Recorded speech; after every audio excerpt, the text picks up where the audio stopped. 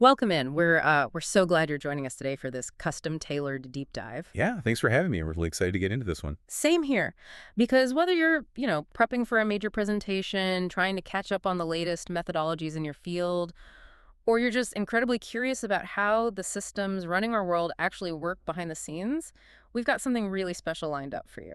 We really do. Today, we're pulling back the curtain on a world that, most people only ever experience through television medical Right. dramas. The flashy hospital shows. Exactly. But today we are diving into an exclusive look at the newly updated 2025 INACSL Healthcare Simulation Standards of Best Practice. It's a bit of a mouthful, but it is so important. It really is. Now, if you follow this space, you already know INACSL sets the absolute gold standard for how healthcare professionals are trained globally. But our mission for this deep dive is to understand the actual mechanics of how medical professionals use these high-stress artificial simulations to achieve true, real-world clinical competency. Yeah, it's about how they take a simulated environment and turn it into a genuine catalyst for learning. Right, and crucially, how that entire process has been revamped and modernized for 2025. It's a fascinating journey. And what strikes me immediately about the 2025 updates is that they're entirely built on this one concept. And it's vital to grasp this before we even look at the specific procedural steps. Oh, really? What's the concept? Well, when you review these new INECSL standards, there's this clear, undeniable foundation tying the entire simulation cycle together. The literature actually refers to it as the golden thread. The golden thread. I like that. Yeah, and that thread is psychological safety. Ah, It's the ultimate foundation for modern healthcare simulation. Yeah. It acts as this vital undercurrent connecting all three phases of the training cycle we're going to discuss today. so it's not just a buzzword here. Not at all. It's a relentless, structural commitment to creating an environment where a learner feels genuinely safe to make a devastating mistake. A devastating mistake on a plastic mannequin, to be clear. Exactly, because when you weave psychological safety through the entire process, you transform what could be a standard, terrifying medical evaluation into a powerful engine for clinical growth. You completely remove the fear of punitive judgment. Which is, I imagine, the biggest barrier to actual learning. 100%. If you're terrified of being yelled at, you aren't learning. You're just surviving. Okay, let's unpack this, because that concept of psychological safety really changes how we look at everything that follows. It does. It sets the stage for the whole thing. The sources walk us through the three main phases of this newly updated simulation cycle. We've got pre-briefing, facilitation, and debriefing. Right. Starting with the very first phase, pre-briefing, there's a massive shift in the 2025 standards. It seems like they've completely overhauled how learners even walk into the room. They absolutely have. Yeah. The key change to the 2025 INACSL standards is a total revolution in how the experience begins. So what's the new baseline? Well, pre-briefing is the process of preparing learners for this simulation. The overarching goal has always been to reduce learner anxiety and increase clinical readiness. Makes sense. But the major update is that pre-briefing is now formally and mandatorily split into two distinct non-negotiable parts. Oh, okay. So they've structured it heavily. Exactly. You have Part A, which is preparation, and Part B, which is the briefing itself. Mm. The days of a facilitator just giving a quick 5-minute pep talk before throwing a resident into a simulated emergency room, those days are over. No more good luck. Don't kill the robot. Right. It's now a highly structured two-part foundation designed to protect the learner's cognitive bandwidth. I'd love to break down Part A first, because the sources specify that this happens strictly before simulation day. Yes, strictly before. So the learner isn't even in the simulation lab yet. They're at home or in a library, and this part is all about driving what the standards call cognitive readiness. But what does that actually look like in practice? How do they ensure a learner is cognitively ready before they ever see the simulator? Think about the sheer mental bandwidth required to run a cardiac arrest code. It's got to be massive. It is. If a learner walks into that high-stakes environment still trying to remember the specific algorithmic steps of administering epinephrine, their brain is already maxed out. Right, they're stuck in the textbook. Exactly. They have no capacity left to actually observe the patient or communicate with their team. So, Part A offloads that initial learning burden. How so? It ensures the learners possess the requisite knowledge needed to meet the specific objectives of the scenario before they walk in. The methods here are very concrete. Like what? dedicated pre-reading assignments, interactive video modules, or even isolated skill practice. It's the foundational work. So you're making sure that before they ever step foot in the clinical theater, the fundamental science and the theoretical steps are already second nature. Precisely. You're separating the textbook learning from the environmental stress. That makes a lot of sense. So once they've completed that preparation, we transition to part B, the briefing. Right. And the sources say this happens immediately before the simulation starts. If part A is about cognitive readiness, part B is described as establishing the safe container. Yes, that safe container is crucial. What are the facilitators actually doing in the room to build that container? This is where that golden thread of psychological safety really gets anchored down. The facilitator explicitly outlines the safe learning environment. They are actively lowering the stakes of failure. Reminding them they won't be fired for messing up. Right. But it also involves a very comprehensive orientation to the physical space itself. Imagine walking into a flight simulator without knowing which buttons are real and which are just painted on. That sounds terrifying. It is. You'd be paralyzed. So the facilitator walks the learner through the room. They show them how the monitors work, where the crash cart is, and crucially, what the high-fidelity simulator can and cannot do. Like its physical limitations. Exactly. They might say, this simulator will physically blink, and you can feel a radial pulse, but it cannot change skin color. So you have to ask me if you want to know if the patient looks pale. Oh, wow. By removing the fear of the unknown physical space, the learner can focus entirely on the clinical problem rather than fighting the environment. Here's where it gets really interesting, though. Inside this Part B briefing phase, the sources highlight a core element called the fiction contract. Yes, the fiction contract. When I first read that term, it sounded incredibly theatrical, almost like something out of an acting workshop. But reading deeper, it's actually this brilliant psychological tool. How does this contract function between the facilitator and the learner? It's arguably one of the most vital components of the entire simulation cycle, and it's absolutely fascinating from a psychological perspective.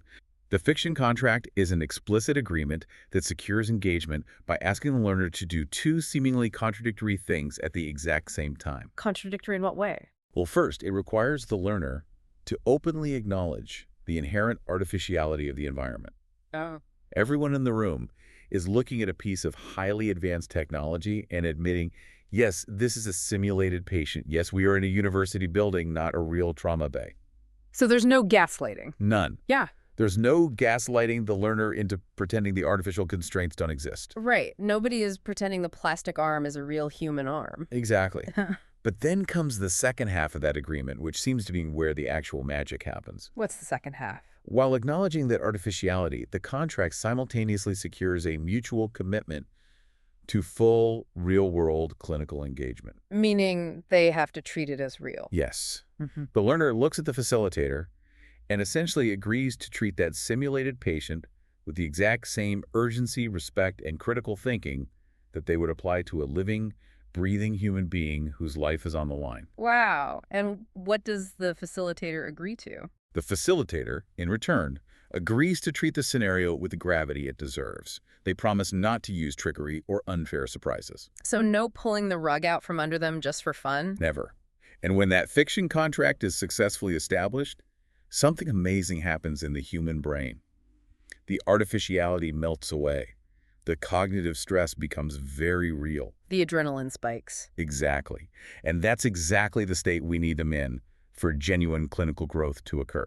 Which brings us to the middle phase of the cycle, facilitation. Right into the action. The preparation is done, the safe container is built, the fiction contract is signed, and the simulation goes live. The sources describe the role of the facilitator during this active phase as the active guide. Yes. They manage the unfolding scenario to ensure the learning objectives are met. But they aren't just sitting behind a two-way mirror checking boxes, right? No, not at all. Yeah. The updated standards heavily emphasize an adaptive approach. Can you explain how this facilitation actually scales based on the learner? The adaptive approach is critical because every learner enters the room with a different baseline. A first-year nursing student requires a vastly different facilitation style than a 10-year attending physician doing a refresher course. Sure, they need different guardrails. Precisely.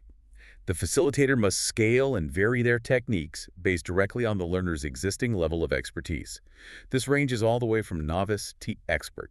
What happens if you get the scaling wrong? If you are too hands-off with a novice, they drown in the complexity. They just panic.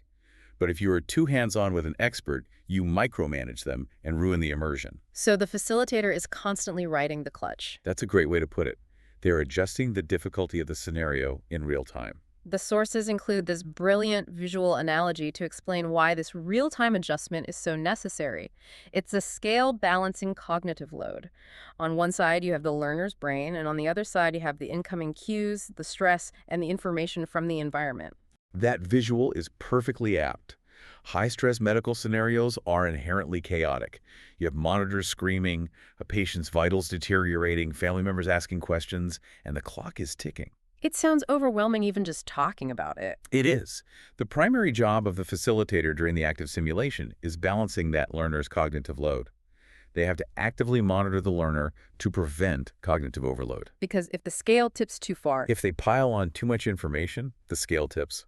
The learner's working memory gets flooded, they become paralyzed, and the learning stops entirely. They freeze. So if I'm a facilitator watching from the control room and I see a learner totally freeze up because the cognitive load is too heavy, how do I step in and balance that scale without ruining the immersion of the simulation? Do the new standards offer a playbook for delivering cues? They do, and it's highly systematic. The 2025 standards outline 3 distinct types of cues facilitators can provide to rescue a learner or guide them back on track. What are the 3 types? You have reality cues, conceptual cues, and tactical cues. And they deliver these exactly as needed. Okay, give me an example of a reality cue. Let's say a learner is struggling because the simulator cannot physically show a certain symptom. Maybe this scenario calls for a patient breaking out in hives, but the machine obviously can't do that. Right. The facilitator drops a reality cue. They might simply say over the speaker, the patient's chest is suddenly covered in a red rash. That simply bridges the technology gap. That makes sense for a technology limitation. But what if the learner is just missing the clinical picture entirely? Like they're looking right at the vitals, but failing to realize the patient is going into shock. In that case, the facilitator might offer a conceptual cue. How is that different? They won't give them the explicit answer, but they'll nudge their clinical reasoning. They might have a confederate in the room, someone playing nurse, say, Doctor, her blood pressure is dropping fast. Do you think this could be an allergic reaction? Ah, so it prompts the learner to connect the dots themselves. Exactly. Now, finally, if the learner is just completely paralyzed and the scenario is grinding to an absolute halt, they drop a tactical cue. And a tactical cue is what? That's direct instruction. Yeah. Start chest compressions now. Wow, just tell them exactly what to do. Yes. It keeps the scenario moving. It's this constant, subtle adjustment of the weights on that cognitive scale to keep the learner in the zone of proximal development. It sounds incredibly demanding for the facilitator. They're essentially directing a live play where the script is constantly changing based on the lead actor's vital signs. If we connect this to the bigger picture, all those reality cues and adaptive scaling mean absolutely nothing if the facilitator loses sight of their primary duty. Which is, Through all the chaos of the active simulation, their overarching, non-negotiable responsibility is to actively maintain the psychological safety that was established back in the pre-briefing phase. right, the golden thread. Exactly. They are the guardian of that safe container. If a learner suddenly feels they are being judged unfairly or tricked or publicly shamed by a poorly timed cue, the golden thread snaps. And the fiction contract is broken. Completely broken. And the simulation becomes a source of trauma rather than training. But eventually the scenario concludes. The simulator is powered down, the alarms are silenced, and the learner takes a breath. The storm passes. And that brings us to the final phase of the cycle, debriefing. According to the INACSL standards, debriefing is the ultimate bridge. It's the mechanism that closes the gap between the artificial simulation they just survived and the real-world clinical practice they're going to face in an actual hospital. It is. And the new standards mandate that this process be strictly evidence-based and highly structured. This is actually the perfect moment to highlight a crucial distinction the sources make, because we often use these terms interchangeably in the corporate world or in daily life. But in the 2025 INACSL standards, there is a massive fundamental difference between feedback and debriefing. How do they differentiate them? They provide a very clear visual distinction. Feedback is represented as a unidirectional arrow. It points straight from the facilitator to the learner. I can picture that, a one-way street. When is that unidirectional arrow actually useful? It's highly effective for correcting specific, isolated technical skills. Give me an example. For example, if a learner is performing ZPR and their hands are positioned incorrectly on the sternum, the facilitator just says, "Your hands were too low during compressions. You need to move them up 2 inches next time." Got it. It's a simple factual correction. Exactly.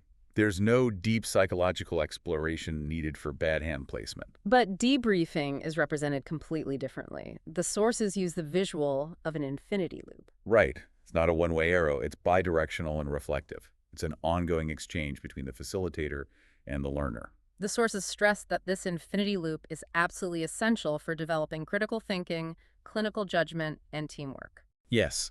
It's a guided exploration to promote deep learning rather than just pointing out a technical flaw. To achieve this, the 2025 standards structure debriefing into 3 distinct elements. It reads a bit like a staircase that the learner and facilitator have to walk up together. A staircase is a perfect way to conceptualize it. You cannot reach the deep clinical learning without securely stepping onto the first rung. And structural element 1, the first step of this debriefing staircase, is the reaction phase. Yes. The sole focus here is providing a dedicated, protected space for the learner to vent their immediate emotions. Which is so important. I found this absolutely fascinating. The idea that a highly technical, science-driven medical training cycle explicitly mandates a space for emotional venting is incredible. It feels so uniquely human. It really does. But the rationale provided in the sources for why this step is mandatory makes perfect biological sense. It's deeply rooted in how the human brain processes information under acute stress. The rationale states that learners physically and cognitively cannot effectively process clinical errors or successes until their acute emotional responses are cleared out. Right. Think about a resident who just made a simulated medication error that caused the mannequin to, quote-unquote, die. Their adrenaline is spiking, their cortisol levels are through the roof. They might be feeling intense shame, frustration, or panic. Their brain is just screaming. Exactly. All of that emotional noise clutters the mind. The reaction phase clears those emotions from their cognitive slate. You have to let them say, "I was so terrified when the heart rate dropped," before you can ask them why they chose the wrong drug. You have to empty the cup before you can fill it with new learning. Perfectly said. So once the adrenaline has subsided and that cognitive slate is wiped clean in the reaction phase, we step up to structural element 2. The analysis phase. Right. This seems to be where the heavy lifting of the debrief actually happens. The focus of the analysis phase is exploring the deeper why and how behind the clinical decisions the learner made. Yes. The facilitator isn't just saying, "You gave the wrong medication." They're moving way past simply identifying what went wrong. The analysis phase is where true clinical judgment is formed. The rationale for this phase is that it focuses on uncovering the hidden mental models and the clinical reasoning that actually drove the learner's actions. And what exactly is a mental model in this context? A mental model is essentially the underlying belief, heuristic, or thought process that a person uses to understand a situation and make a decision. Could you give me an example of what uncovering a flawed mental model looks like in a medical scenario? Sure. Let's say a nursing student assesses a patient who is breathing rapidly and acting agitated. The student decides to administer an anti-anxiety medication. But the patient wasn't anxious. They were hypoxic. They were starved of oxygen. Okay, pretty serious mistake. Very serious. Now, a pure feedback approach would just say, "Wrong drug, you should have given oxygen." Just the one-way arrow. Exactly. But the debriefing approach, during the analysis phase, digs into the mental model. The facilitator asks, "I saw you reach for the anti-anxiety med. Can you walk me through what you were seeing that led you to that decision?" Asking for the why. Yes. And the student might reveal that in their previous clinical rotation, every agitated patient they saw was having a panic attack. So they built a mental model that agitation equals anxiety. Oh, wow. Right. By uncovering and addressing that flawed blueprint, you don't just fix a single medication error. You rewire their clinical judgment so they don't make similar errors with future patients. You fix the foundation. That is incredibly powerful. You're treating the disease of the misconception, not just the symptom of the error. Exactly. And finally, after you've vented the emotions and analyzed those hidden mental models, you reach the top of the staircase. Structural element 3. The summary phase. The focus here is identifying concrete take-home points. It takes all that raw reaction and deep, sometimes messy analysis and crystallizes it into actionable, memorable lessons. Yes, the wrap-up. The entire rationale for the summary phase is that these lessons are designed specifically for immediate future clinical application. The learner walks out of that simulation lab knowing exactly what they will do differently with their very next real-world patient. And when you step back and look at the cycle as a whole, the meticulous pre-briefing, the highly adaptive facilitation, and the deeply reflective debriefing, what the 2025 INA CSL standards emphasize above all else is that integration is key. They all rely on each other. Completely. These three standards must be perfectly aligned. You cannot have a vulnerable, highly structured debriefing if you didn't establish a safe container during pre-briefing. You cannot actively facilitate a scenario without understanding the cognitive readiness built in Part A. They function as a single breathing ecosystem of education. And the ultimate goal of aligning this entire ecosystem, consistency. Adhering to these integrated standards ensures high-quality education regardless of who the individual facilitator is or where the training is taking place. Yes. It means a nursing student in one part of the world gets the exact same rigorous, psychologically safe training as a medical resident in another part of the world. So, what does this all mean? It's the big takeaway. It means that when you or someone you love needs to go to a hospital or rely on a healthcare professional in a moment of crisis, you can take comfort in knowing exactly how this next generation is being trained. They aren't just memorizing textbooks and hoping for the best. No, they are truly prepared. They are being put through highly structured, incredibly realistic scenarios built on a relentless commitment to psychological safety. They are quite literally practicing their worst days on simulated mannequins so that they can be at their absolute best when it is a real human life on the line. It transforms standard procedures into genuine catalysts for clinical growth, and ultimately that means safer, better, more compassionate healthcare for everyone. It really is a remarkable, elegant system. And examining the mechanics of it, the sheer intentionality behind how they build trust and dissect errors, this raises an important question for all of us to consider. What's that? If this highly structured, psychologically safe cycle works so perfectly for high-stakes, life-or-death healthcare, how else could we use it? Oh, that's interesting. Think about the fiction contract, securing engagement despite artificiality, or the absolute biological necessity of clearing emotional reactions before we ever attempt to analyze our errors. How might applying these exact INRA CSL standards transform the way we train leaders in corporate boardrooms? That would change a lot of corporate cultures. Right. How might it change aviation training, or even how we handle conflict resolution and difficult conversations in our own daily lives? If it works to save lives, it might just work to save our teams and our relationships. That is a brilliant thought to leave off on. The frameworks used to build better doctors in a simulation lab might just be the exact tools we need to communicate better everywhere else. Thank you so much for joining us on this deep dive into the 2025 INACSL Healthcare Simulation Standards. We hope you walk away with a fresh perspective on how true experts are made and maybe a few new tools to examine your own mental models. Until next time, keep questioning, keep learning, and take care of yourself.